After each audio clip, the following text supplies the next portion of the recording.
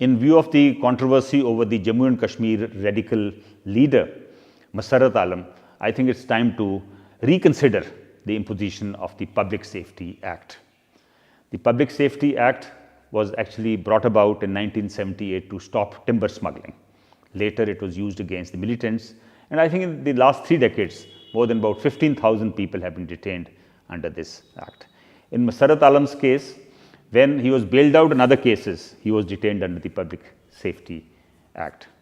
I remember 3 years ago, there was quite a controversy on this act, and certain amendments were made.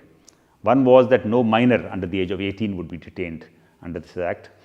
The other change that was brought about is that the maximum period of detention instead of 2 years would only be 6 months. Of course, the police found its way.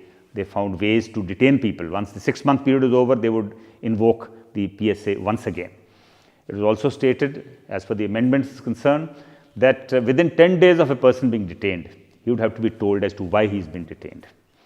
I think it's about time to reconsider the imposition of the act. Along with the Armed Forces Special Powers Act, it needs reconsideration, and perhaps the time has come to revoke it.